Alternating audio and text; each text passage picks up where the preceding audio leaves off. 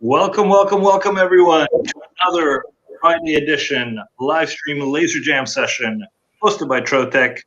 I am here with your standard host, your standard friends, James and Don. How are you guys doing? Hey, fantastic. Best day ever. Always good. Love doing these.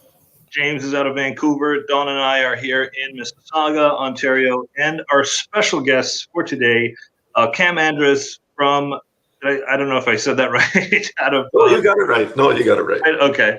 Out of Nevis, Alberta, which is an hour away from Red Deer? I'm 30 minutes from Red Deer, east.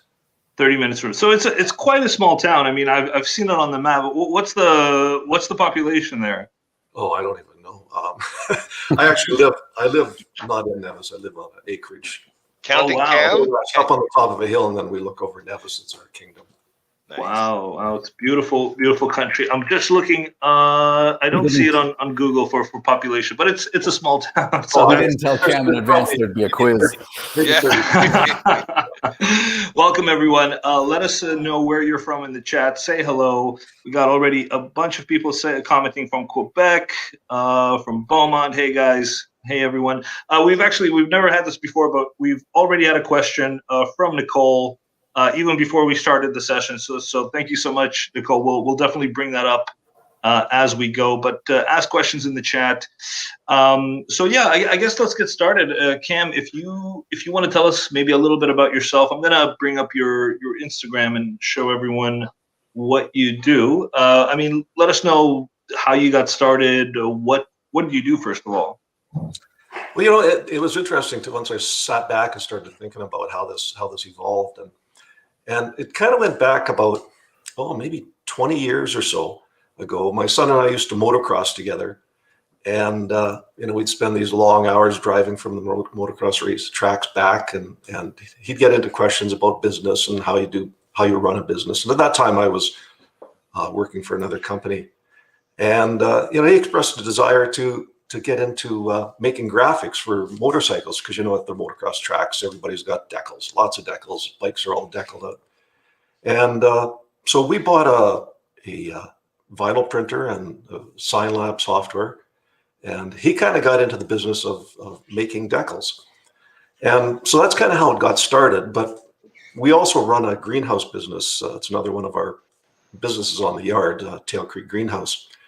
And it became really handy having your own sign shop, even though it was in the basement and not as formal as most sign shops, for doing our point of sale banners, all the signage out on the floors and our highway signs.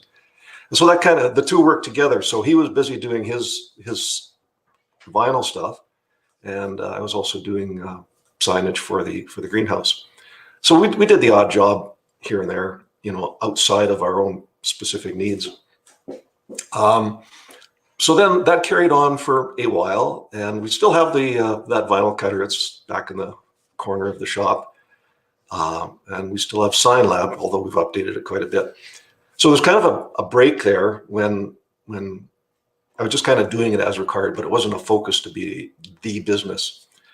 And then I think it was around 2014, I was surfing the web and came across this website called the Imagination Studio. And it was operated by a fellow by the name of Dan Sawatsky. And Dan made some really cool 3D signage. And no, that's not quite it. No. Sorry, I'm just trying to find it too. Okay. No. No, go ahead. Sorry, I'll find it. So I looked at that and I thought, this is pretty cool stuff. 3Ds. He did a lot of amusement parks and some just really neat signage.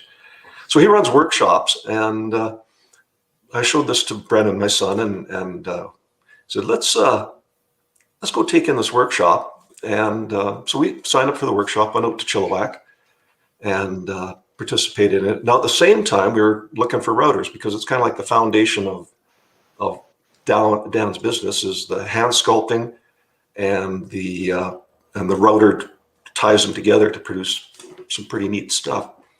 So attended the workshop, went shopping for routers, ended up buying a multicam router, and just kind of progressed from there. Now, at the same time, I needed a shop, so I built a shop on the yard, and yeah, that's kind of how that first part started. Now, as this evolved a bit further, my son Brendan, he set up a shop in his garage. He went out shopping and bought the Trotec laser, and he also bought a large format vinyl printer. And so he was kind of doing that side of the business, because the router is a really dusty thing. And even though you've got dust collection systems, the vinyl doesn't really get along too well with the router being in the shop.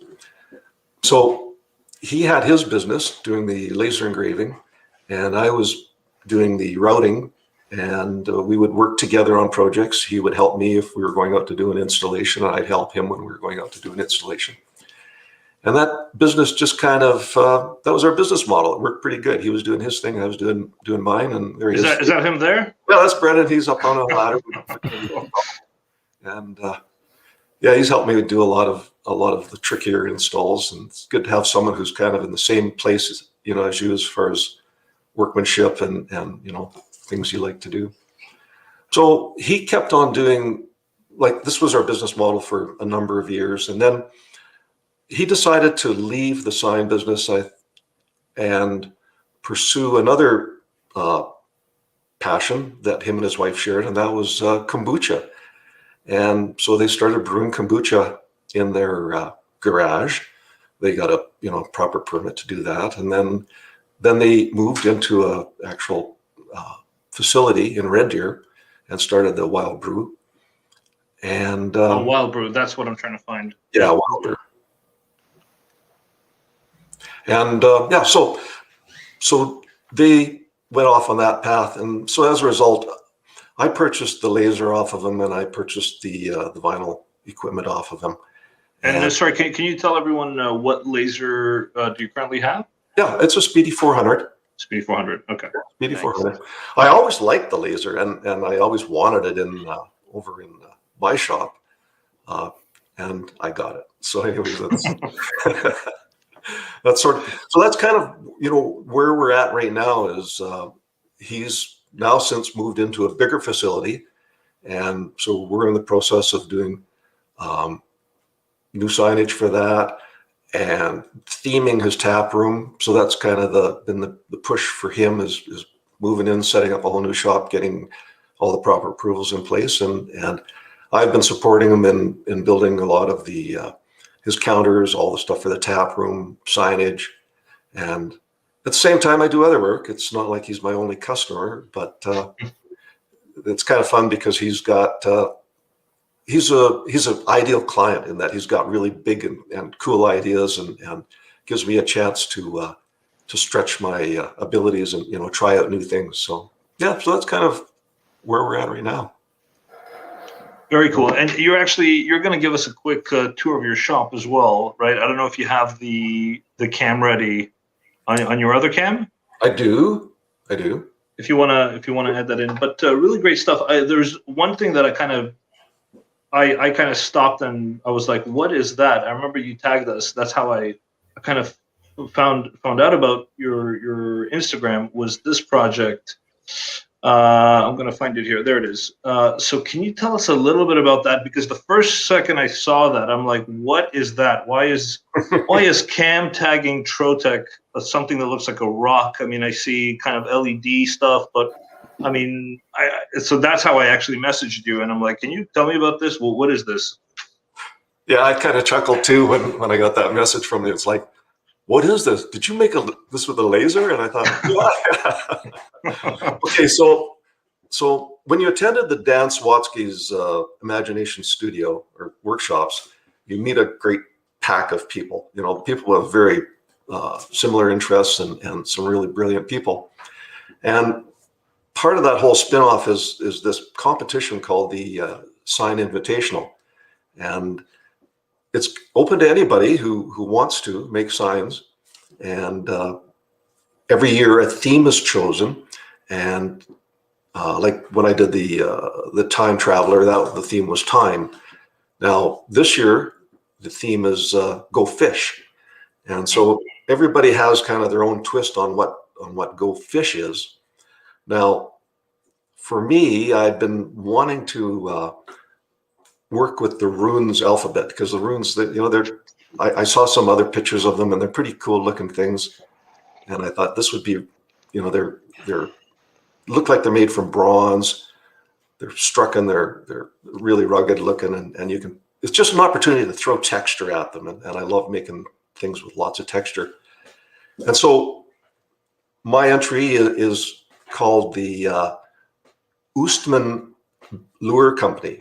And the symbols that you see here actually represent the word "go fish" in the runes alphabet. And that symbol that you said, what the heck is that thing? Well, that's actually the symbol that they used for a fish, because a lot of the writings that they were doing in the bronze and on the stone and trees was, one symbol might represent a big long phrase or more significant meanings, right? Mm-hmm. And so I thought, well, how can I make this look like it came from a period around, let's just say 800 AD? And, I believe that was the Bronze Age. So I thought, well, let's see if I can make this look like some kind of cast bronze thing. And so that's what you're looking at.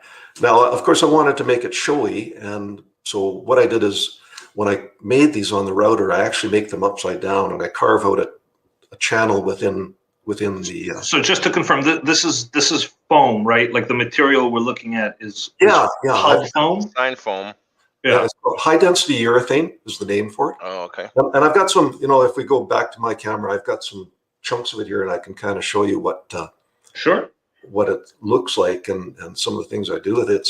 It's pretty neat stuff. And I didn't know that it was so well suited to using with the laser. I was actually kind of scared to put it in the laser. And then when I went to the vendor's website, they had really good instructions on lasering it.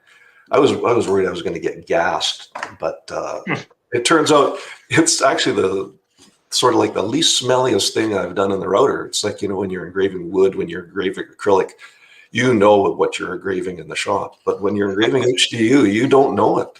It's so. Here, I'll hold this up. So, yeah, can you show it a little closer to the camera? So it's a pretty sturdy foam, right? Oh yeah, it comes in. Let's see here. It comes in a whole pile of different densities. So actually, if I step back a little bit, there's a number of manufacturers. This one is Duna, and there's another one called Precision Board, which comes off the West Coast. And I bring this up in pallets that are about 5 feet tall, various thicknesses that I use for carving. But how did you cut it? Pardon me? How did you cut it? On the router, on the CNC router. Oh yeah, cool.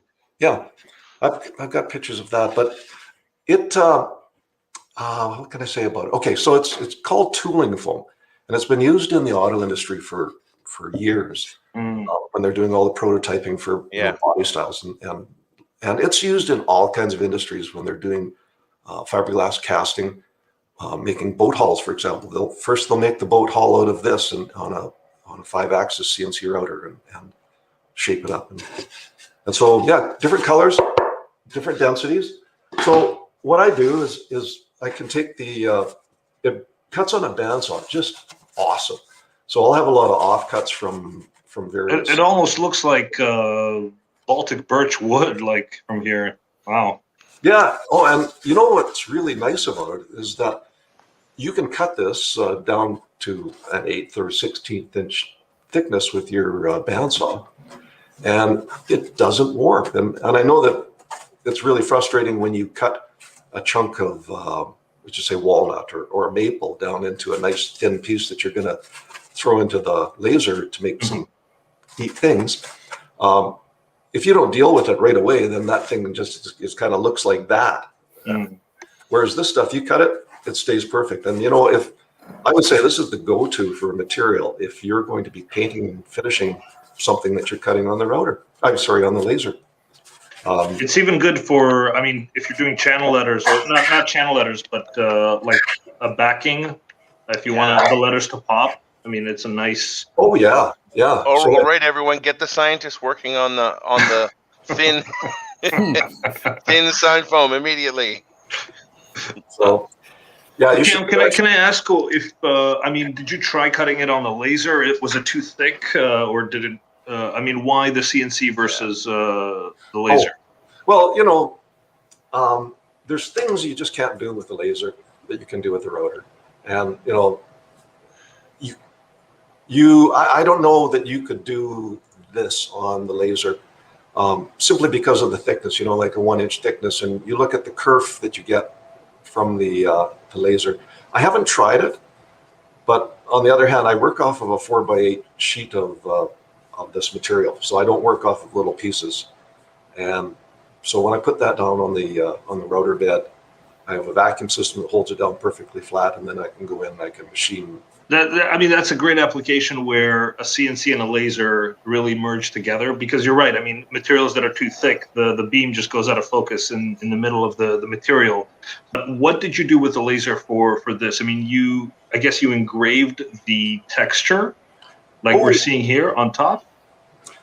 Okay, so if I was to go through the actual steps that I did, Sure. like I do all my initial artwork and development of everything using on-route software. On-route software is the software that I use with the router. It's a 3D. What would you call it? It's a CAM computer. It's a CAM software. Yeah. Software, yeah. And so, but what I'll do is I'll also export the vectors as a DXF format vector over into Corel Draw, and then from there I output it to the laser. So in this particular case, what I did is I took that vector. So I cut out this symbol. Let's focus on this symbol with the router, and then over to the laser. Put this into, well, what I did is I cut out a cardboard template just so I would have some registration. Like I made a square box around it, and then cut out all these symbols with the laser in the cardboard, and then I could put these symbols into that cutout. I was working on a video to show this rather than trying to explain it, but I'll just try and bear with me. I'll try and put it into words. So then I use a fill in Corel Draw to create this pattern, and it's the fill.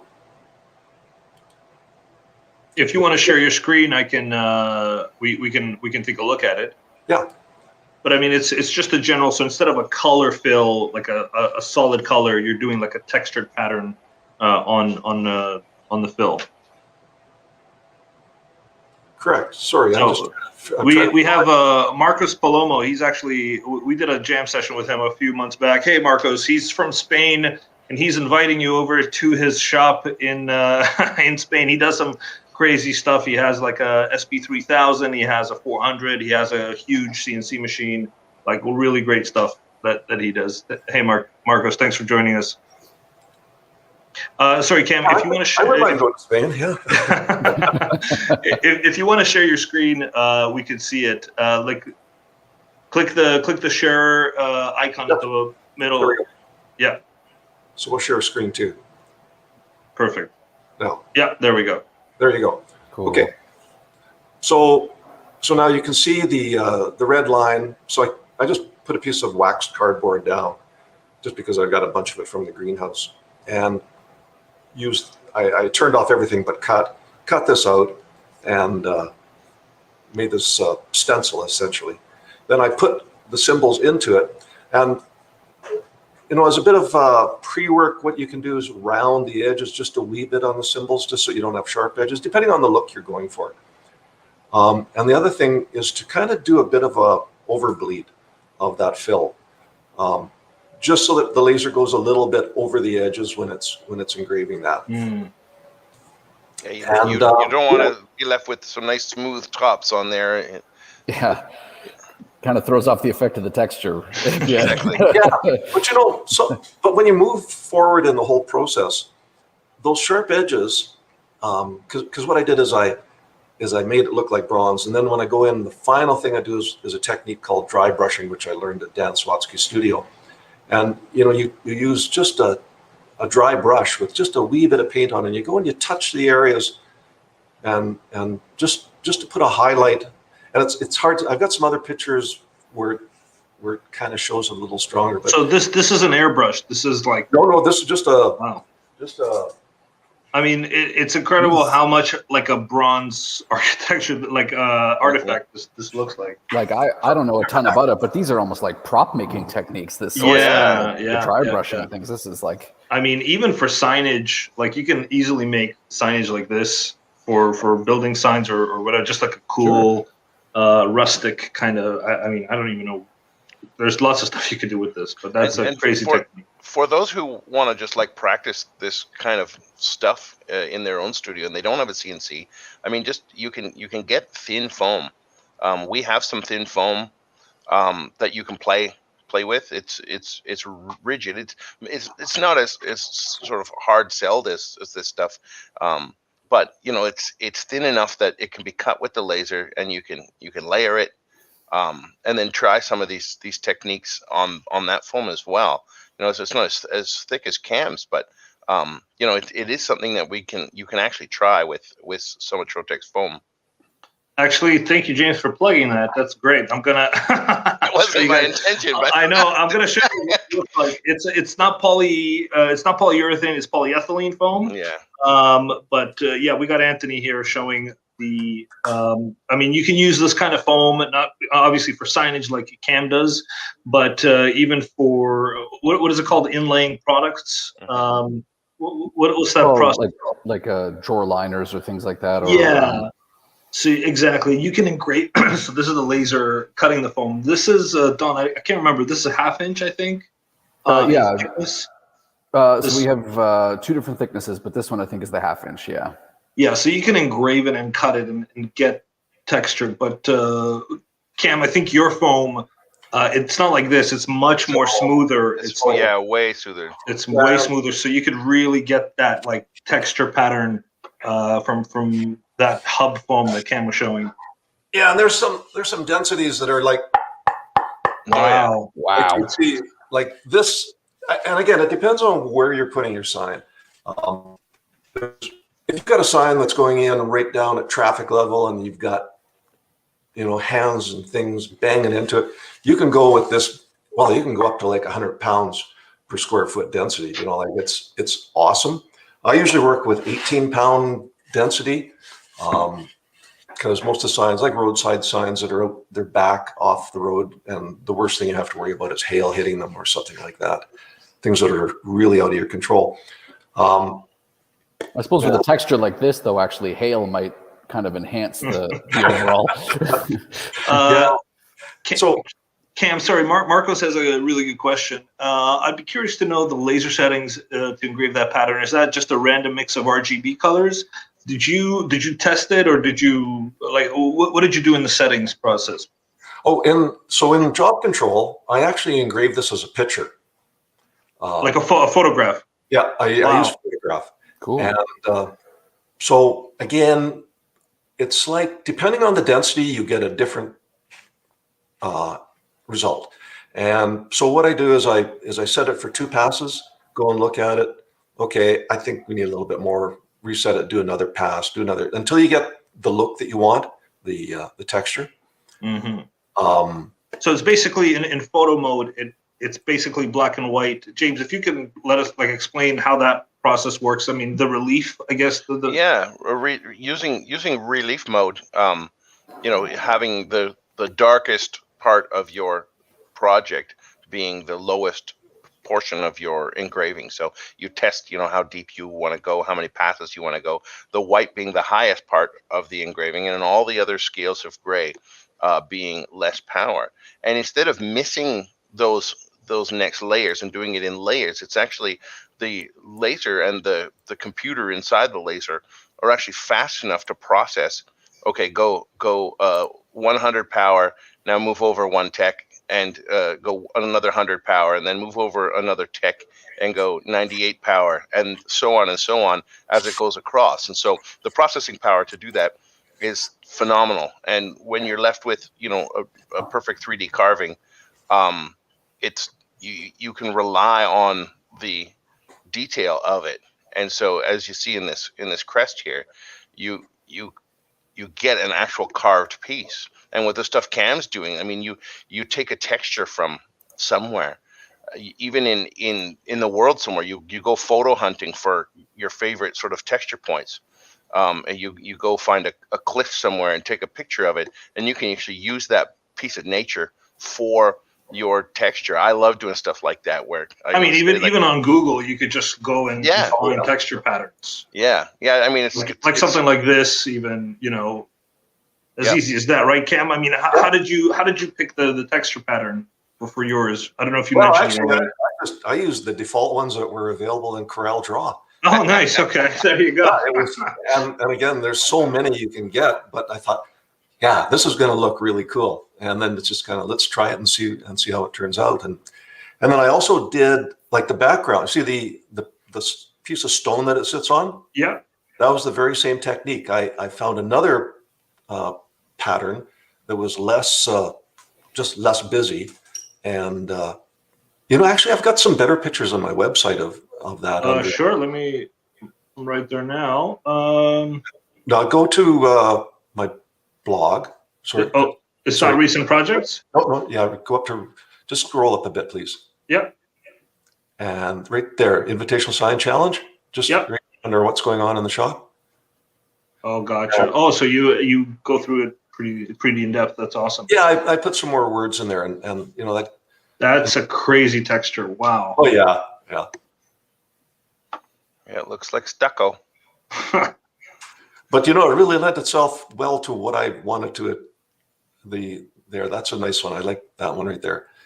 And that's where you can see where the dry brushing helps accent the high points. And then, as I was saying, like to have a sharp edge isn't really that bad, because you can go along with the dry brush and you can put some bronze paint on the edge of that, and the light will just catch it just right. And just, it looks like it's been rubbed and aged a little bit. And there's a picture of just after the laser has done its thing. So this is after the laser engraved it, basically. Yeah. Wow. And then same with the backgrounds. You want to be subtle. You don't want to be, well, I guess maybe that's not that. Well, that looks gorgeous. I mean, wow.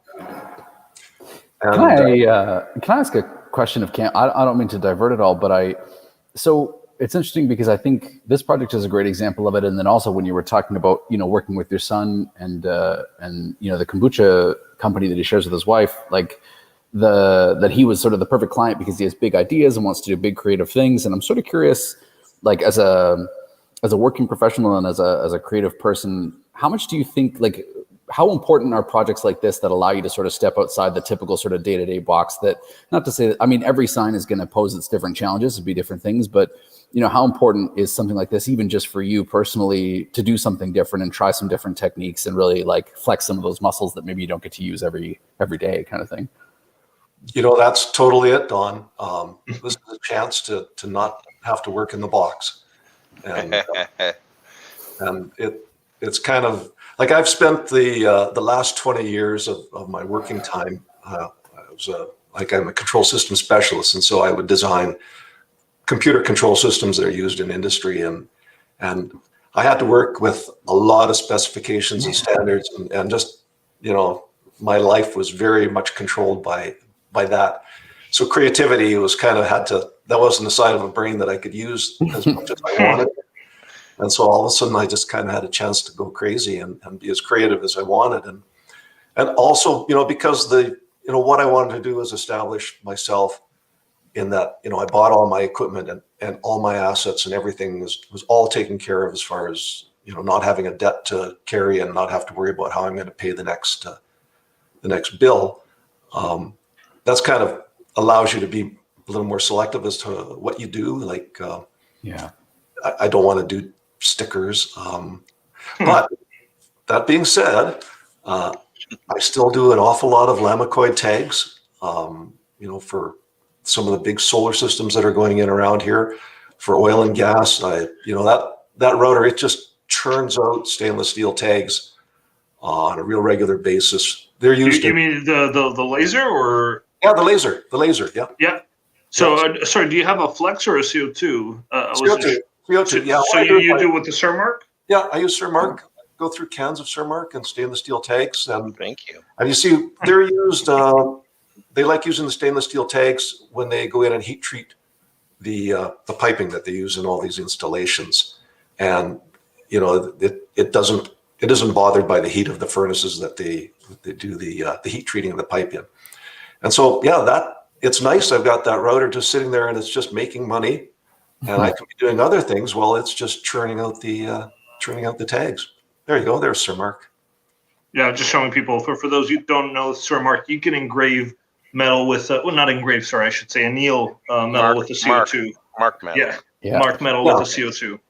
Yeah, and coming up next is a great big job for the city of Red Deer, doing a lot of engraved stainless steel plaques that are going outside a new archive building. So I'm going to be putting a lot of photographs onto 24-inch by 24-inch stainless steel plaques, and they'll be mounted along the wall. And so, it's still having fun and still being creative, but at the same time, it's making money. Have you actually considered upgrading to a flex for that fiber? I mean, do you have enough business where you're like, okay, I'm spending too much money on the Cermark stuff. This is direct engraving with the fiber laser you guys are seeing now. I mean, have you thought about that? Yeah, I have. And I was actually, I asked the Calgary people about that, and we just kind of left it because, things have sort of died down lately. With COVID. Yeah, so we'll re-examine that once business picks up to the point where I figure it makes sense to do. And that laser has been working away since 2016, I think. Oh wow! Okay. So it's been a awesome machine. Just keeps working. Well, you got some definitely good comments there from HB Engraving. They're in Alberta as well. Can you talk to us a little bit about this sign? I mean, did you use mostly the CNC? Did you use the laser here, or both? So, this is okay. The substrate that I've used here, the black that you see, that's a material called ACM, and it's aluminum composite material. And it's pretty standard in the sign industry. It's a sandwich of aluminum, very thin aluminum with a plastic fill.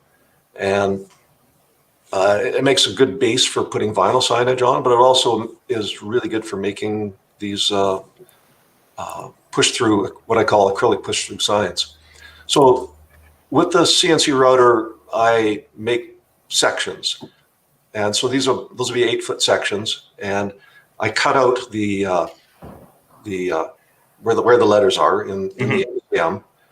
And then the acrylic can be done in two ways. When it's a large job like this, I'll just throw a whole sheet onto the router, and I'll router the letters out. And actually, just a second, I'm just going to go grab an example. Sure, that'd be great. Perfect. This sounds great. So he's actually inlaying these as opposed to laying them on top. Oh wow! Yeah, I wonder if he's backlighting. Okay, so. Oh, 1 second, Cam. Yeah. Here we go. Okay, so here's the letter K. This is just a little from the kombucha, right? But if here, you can see there's two layers. This is the acrylic, and then this is the ACM. So what I've done is I've routed out around the letter surface, and then this is pushed in, and then I use like VHB tape. It's a 3M product, and it's thin, but it's super adhesive, and then you can just stick these letters to the back of that ACM cutout, and then you've got a nice letter the light from the light box behind will shine through, and they look really nice. And then depending on the surface that you put on it, you can get light spill out just around, or you can use a translucent vinyl on top of the acrylic, and it makes a nice glow. I've got a couple of different examples of that. Now, you could also use a laser for doing this, but it would it would lend itself to it. You could cut out the letters themselves, the same size, slightly under of the ACM cutout, and then I would glue, like with those glues that are rated for acrylic, glue a backing piece of acrylic that was slightly overcut around it. And, you can achieve the same thing with the acrylic, either with the laser or with the router. What I have found is that sometimes if you're going with too thick of a piece of acrylic, that the kerf that you get with the laser, again, will make you crazy in certain spots. Like in little places like this, in these tight spots, in the crotches of letters and places where that kerf, then you have to get out with your file, and you have to file the ACM just so you can get the letters through. And sometimes you end up spending too long doing that. Do you mean the kerf with the laser or the CNC? Because I know the CNC guys are telling us the kerf on a laser cut piece of acrylic. Yeah. And so of course, it'll flare out a little wee bit. Right. And then you've got a lot of precision when you cut this out with the CNC router. And so either you have to factor that cutout, Yeah. It's easy enough to do with the software, the CNC router. You can set an inlay and just add an inlay percentage that you want, and it'll make that just a little wee bit bigger. That's normally what I do with the acrylic signage. If I'm cutting that on a laser, is you'll actually use Sign Lab or whatever you're using there, just to do an outline for the kerf of the laser cut. And then sometimes with these backlit signs, I'll lay down a 1/8 piece of translucent white acrylic on top of a 3/8 inch clear, and then just lay them down without any masks, sandwiched on top of each other, cut through both, and it's going to weld the letters to each other while you cut. Oh, yeah. And then you don't have to lay any vinyl down, and you don't have to glue any white translucent down. It'll actually just weld as it cuts. And then you can just lay that into your sign. That's another really cool way of making those letters as well. One of the things that we did learn, though, after making a number of these is I make them as individual letters and then insert them. And out in Alberta, where we have a temperature range from plus 30 to minus 30. Right. The movement of, the coefficient of linear expansion is a little different between the two materials. And if you can make them as one, they seem to do okay. If you did them as a group of 10 letters, for sure you're going to crack that acrylic somewhere. Wow. And not in a desirable spot, probably. There's another cool project that you did, Red Deer Women of Excellence Awards Gala. I think people saw that on your page as well. Can you tell us, a little bit, first of all, before we, I guess, get into this project, what percentage would you say you do with sign making versus awards and trophies versus the industrial tag stuff? Like, just off the top of your head, what would you say? Let's just say maybe 25, 25, 25. Okay. 25. It varies so much. It just depends on what's coming through the door. But it's like if you have a laser. If you have a router, you should really have a laser in the shop. The two work together so well. It's like I can do, for instance, making these blocks of maple. I just went and got a great big slab of maple, put it in the on the router, and then I surface it with the router, split it in half, and make it into workable. There you go.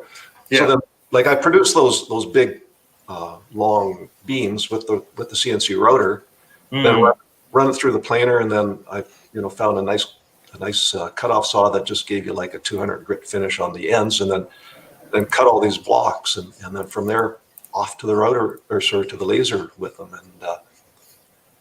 And the two machines just really work together. I know not everybody can afford, or not everybody's got the space in order to be able to do it, because they do take up a chunk of room. There you go.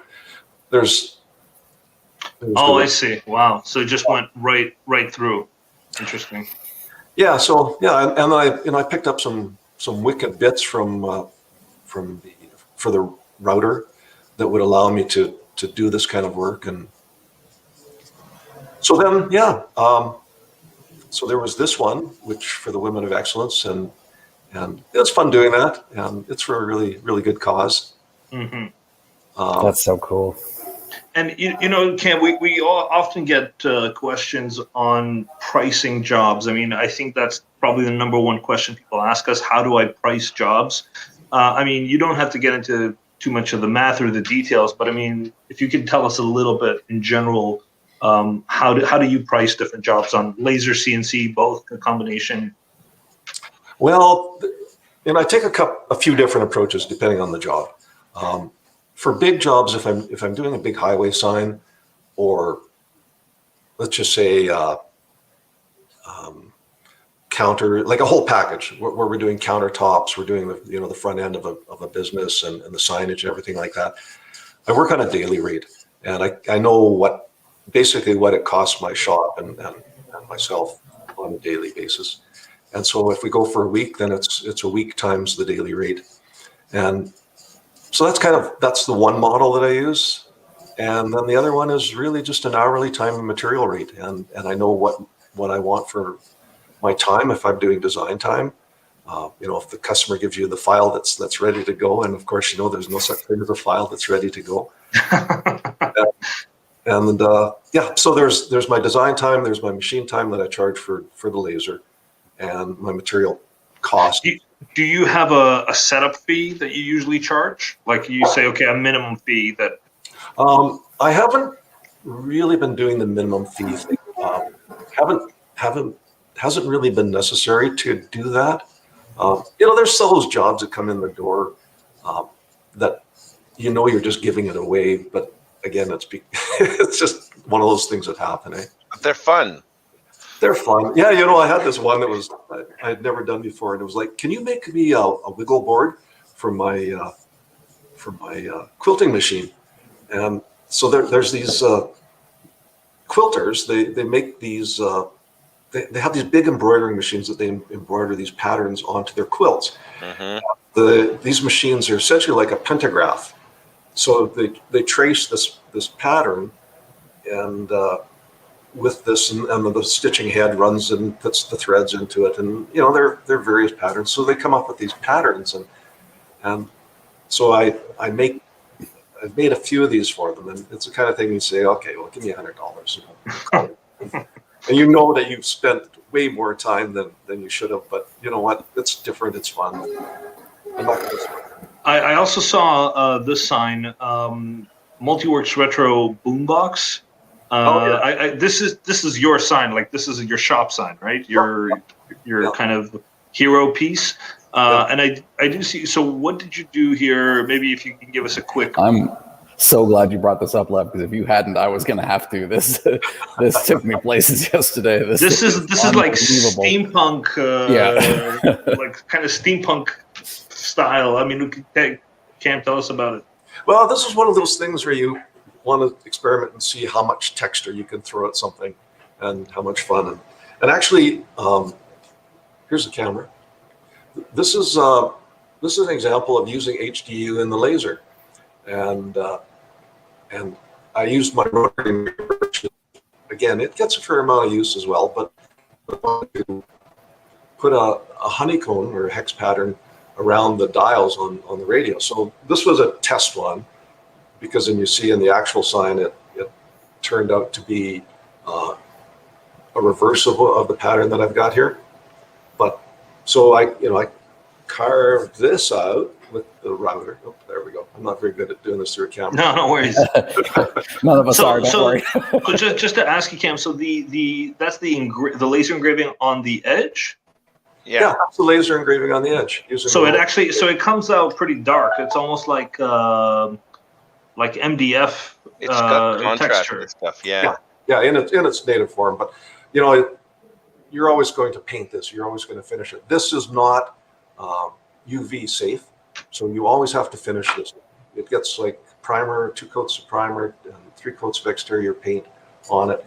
Or in the case of that sign that you were asking about, the Multiwerks sign, I used a lot of modern Masters paint, which is very durable, but it comes in so many neat textures and colors and tints. And so like you can see where the router cut the honeycombs across the bottom underneath the word design. Oh, right. That was the router doing that. But how did I do it on the side of the dials? Well, I I use the rotary engraver to put it in there and just make it look like it happened. So, and then I use gold leaf on a number of signs, and this is a case of a iridescent gold leaf was applied to the word design. It almost looks like oxidized metal in the way that you put it there between the green and the gold, and it's really beautiful. And that's the thing about when you go to Dan's workshops.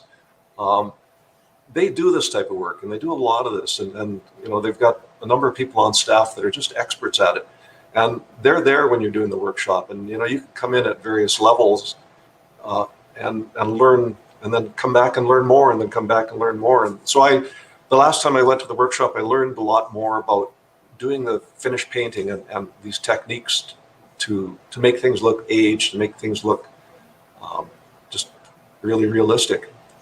I'm just showing people the rotary attachment. So this is what you basically used to engrave around the that hub foam, right? Like that's right. Yeah. Yeah. Just I'm using another video here, but just to show people that we have this rotary attachment that rotates the object and engraves around on us. Oh, perfect. When using a level on your rotary. People, make sure your actual machine's level first.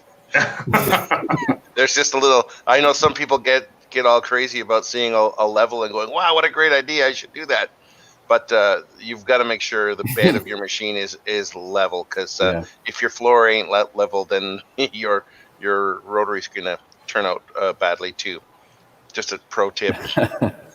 Not that you've ever been there, James. No, I've never done that. Go ahead, Cam. Show us. Well, and what is that? Well, this is going to be a lure.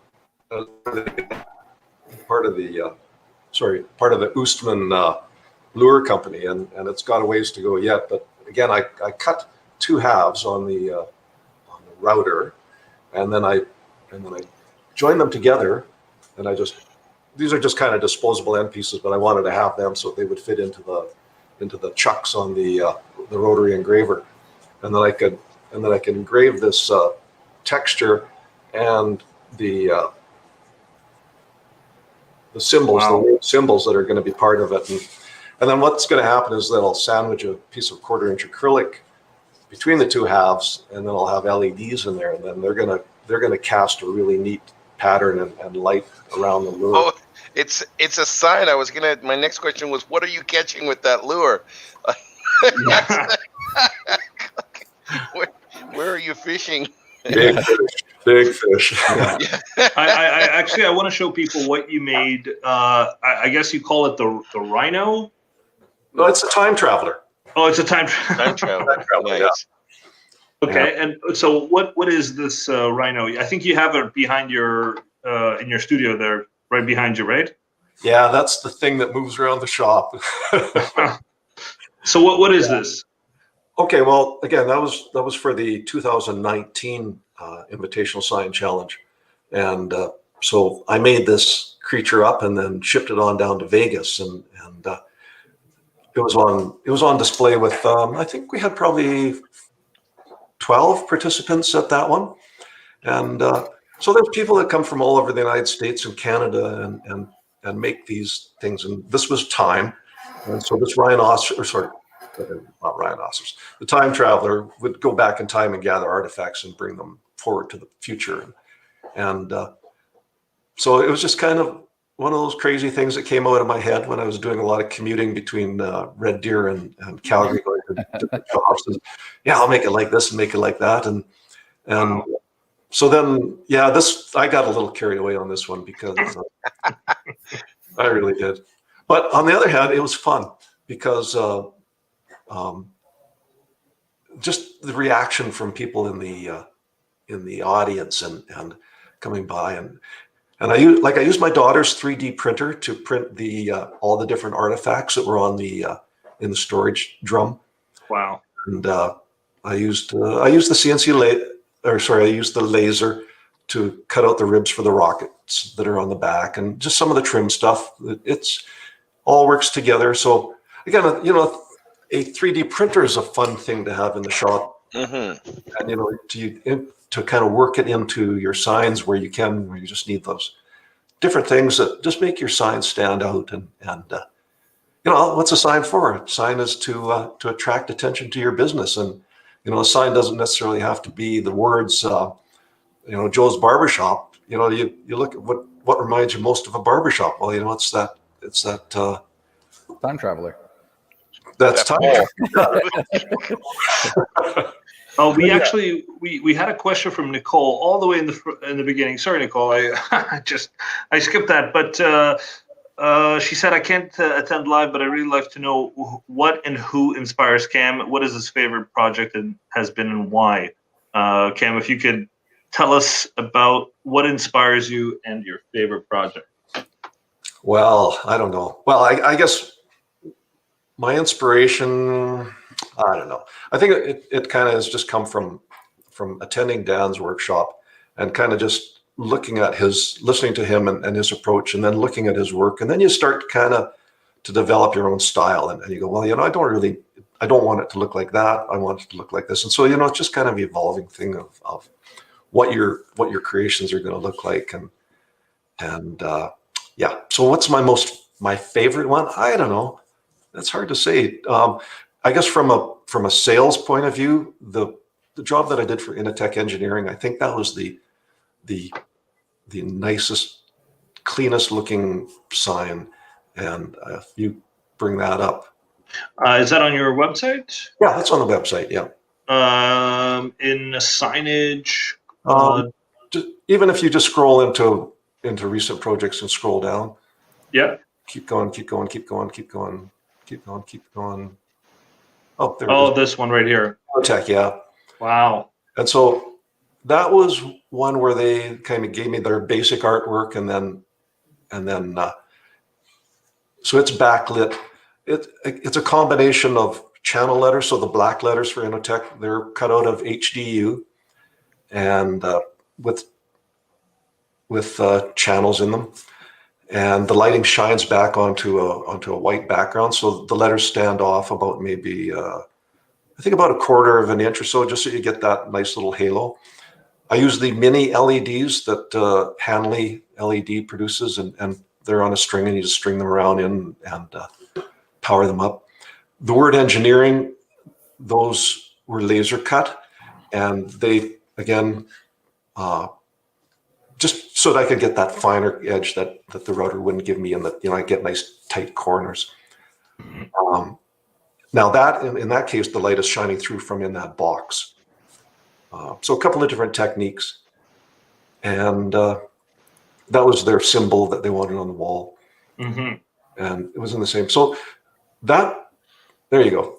I mean, it's not a huge sign, but the client just loved it, and it's just people coming into their office. It catches their eyes, and they go, "Wow, made that!" And then one thing leads to another, and then another job comes in, and that was.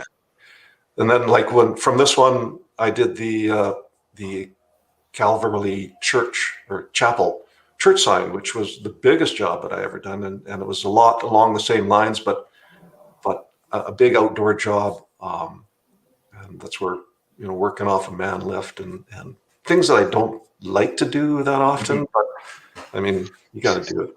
I have a question with side lit signs. I know there's a lot of customers who want to do more side lit signs, but they don't know where to start. They don't know how to start to make them. What's your sort of your advice for somebody who has a laser and is already making signs, and instead of outsourcing them to like a lit sign company, just to get started, what do you think they would want to do?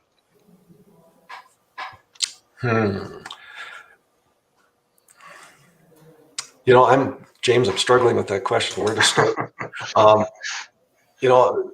I think my go-to on that is making signs for yourself, and finding the time to experiment and make your own, and find out what works.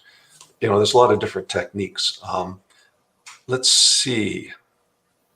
I did find Imagination. Oh, there we are. Corporation.com. So that's Dan Sawatsky. So if you guys want to check out his website. He's out of BC, you said? That's right. That's right. In Chilliwack, and you'll know when you find his place. It's like that's his studio. Wow. Yeah, he's out in Yarrow. Yeah. Does he have a laser? Not yet. No.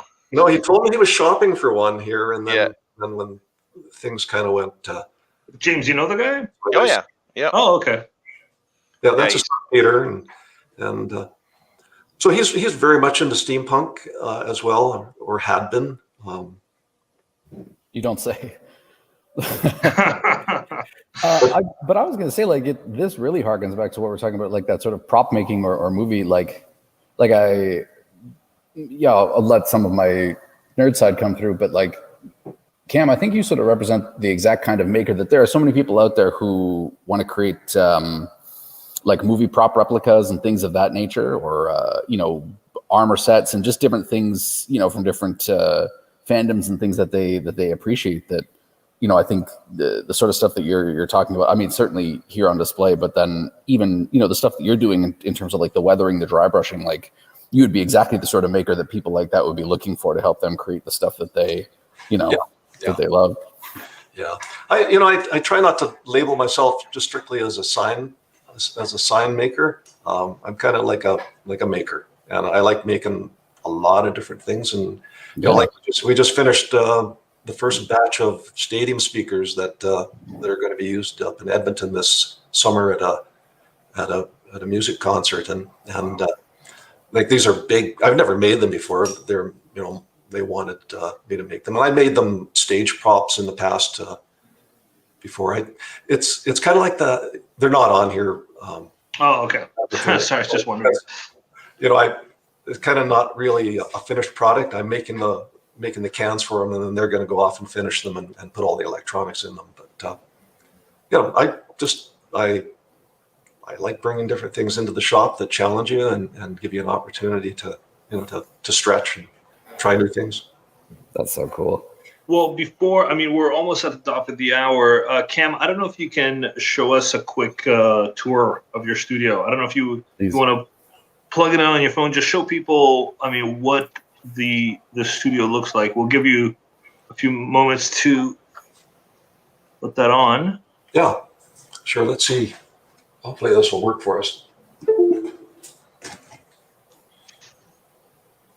Let's see.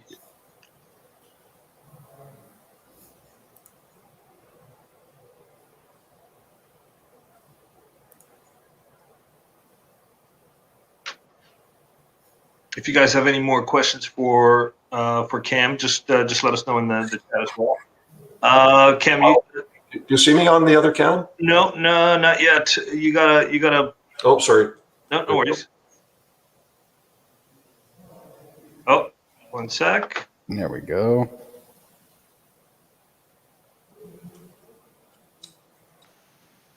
We'll see if. Okay, go ahead, Cam.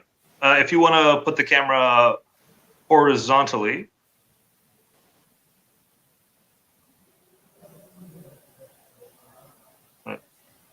Getting some. Watching both you guys go. Yeah, sorry, Cam. I think I don't know if it's your internet. You just got stuck there. Oh, wait a minute. Let's try one more time. No worries at all. You might have to log in again. We had that issue before. We did do a dry run. Good old technology. Oh, okay. Good old techno. No. We've run out of internet juice. Yeah. You got to squeeze some more. I think okay. Well, that's okay. We'll I guess if you take some photos of your shop, we'd love to post it for people to see. Put them up on your Instagram. Yeah, what is your Instagram handle? Oh, yes, I should. Thank you, James. I should actually promote that as well. We tagged Cam in our story and in our Instagram post that we put about the. So it's Cam Andres here. Yeah. Got and it. his website is Multiwork. Multiwerks.ca. Multiworks.ca. Works with an E. And then, so I guess before you go, Cam, we discussed this earlier. You mentioned you were looking at our video webinar, and you're interested to get into, I guess, more video marketing or video. I mean, tell us a little bit about that. Yeah, that was something, and that particular webinar came along at just about the right time, because I was thinking, I need to do more, and so it was like, yeah, it was excellent. I sat there and made notes, and then after I was finished, I started gathering the things that I needed, digging out the old Nikon digital camera, which allowed me to do videos. Downloaded the trial version of Sony Vegas for doing the editing, and then I started making videos, and I had hoped to have a video built that I could have presented today to show this whole process of making the textured letters or textured symbols, but yeah, didn't quite make it. But yeah, that's the path forward. I'm going to build videos, and I really appreciate that you took the time to do that seminar, because for me it was like, wow, this is perfect. This is just what I need right now, and you gave me the information and confidence to go and do it. And just watching the video that you did when you were using the Sony Vegas, I was going, wow, that's easy. And yeah, then I brought the software up and just kind of, yeah, it is that easy. That's great, because I mean we don't get a lot of feedback from people. People are busy. They don't just send us random feedback, but it's great to hear. And this is a little bit of shameless self-promotion, but if of course, if you guys type in Trotec video marketing, we did a video marketing webinar with Dawn, where we actually talk about how to do videos for your business and how to actually use videos. It's like Cam said, it's not that difficult. It's definitely intimidating for people, but it's not that difficult. So, one of the real big takeaways, though, was just when you presented the numbers about the value of doing a good video on YouTube, and that being sort of like the number one search thing that's going to bring people to your business, and so I thought, wow, that's something that's way better than time spent on Instagram and all that kind of stuff. That's bringing you results. Well, and it sounds like it's self-deprecation, but like when Lev and I say that, like, if we can do it, you guys can do it. It's very, very true, because I mean, like, you're already spending your day. We didn't study this in college or university, how to make videos. It's just trial and error, and you get to do it. Well, and you see the number of videos that we post, and it's really just, Lev and I, and maybe, one or two other people in the crew who are helping us make them, and that's it. So, again, I mean it very sincerely. If we can put together these videos, then I'm sure that any of our customers, who are just as creative, if not more creative usually than we are, can absolutely do it too. It's not, You forgot Miguel. He's in the crew. Cam, we got a couple of questions before we head out. Did you make your website, or did you pay somebody to do it? I'm guilty of making it. I don't know if that's good or bad, but I guess WordPress. It's WordPress. So yeah, WordPress is the industry standard. For anybody that don't know, there's tons and tons and tons of videos on YouTube for WordPress. You can even register with a hosting site like GoDaddy and get a WordPress site. There's templates. Is this a template, by the way, Cam? Yeah. This is okay. Perfect. So those are probably the easiest things to build websites. You download a template. Sometimes they're paid. Sometimes like GoDaddy provides free ones. I'm assuming this is a free one. Yes, it is. Yeah, exactly. So you can make a website. You can spend a little time on it. I've done websites, WordPress sites myself in my distant past, but it's not as difficult. It's like everything. You just gotta play around with it and learn. I mean, Cam, how long have you been making websites? I know there's nothing to do with lasers, but it's interesting to know. Quite a long time. Oh, really? Okay. Quite a long time. Because actually in my other life, when I was doing the corporate thing, I was also doing a lot of training systems for the people that run the pipelines, and they need to understand how their leak detection software works and how all the different parts of the process plants works. And so I would be building web pages using web pages to act as the foundation for the training information. And that was just kind of one of the things I did. Well, thanks so much, guys, for your kind words. One last question here, asking about acrylic glue. Use chloroform. I think chloroform is the stuff that knocks you out, right? I mean, but methylene intended use for the methylene chloride. Methylene chloride, right? That's the one. We sell it. It's called, at least in Canada here, Quick Bond. Quick Bond. Cam, what do you use to glue acrylic together? It's sitting on the shelf over there. It's the stuff that evaporates in the can, even though you've got the can closed. When you open it, it's empty. Methylene chloride. Methylene chloride. For those outside of Canada. In Canada, buy it from Trotec. It's called Quick Bond. And the stuff's fantastic. It evaporates on your hand. It leaves your hand white. Probably don't put it on your hand. I would probably that's not cool. But yeah, I love that stuff. I could sit with a pile of laser offcuts and a bottle of Quick Bond, and within about 25 minutes I've built an amazing structure, because you put two pieces together and they are stuck instantly and forever welded. So yeah, so it's called methylene chloride. Methylene chloride. Yeah, I'm just for ArtSmith. I'm just gonna post it. That's how you spell it, methylene chloride. Yeah, and some places won't let you buy a lot of it because of the first word meth. No, it's totally true.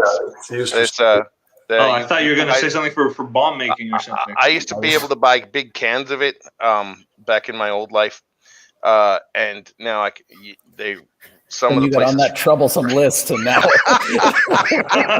after my second arrest, and now I can't go down to the States. Yeah, I can't go down to the States anyway. Too funny.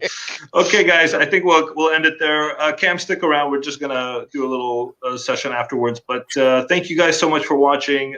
Big thank you to Cam Andres showing us his awesome projects. Check him out on our Instagram. We're going to share a lot more projects in the future. And see you guys next Friday. Thanks, guys. Take care. Bye-bye. I know.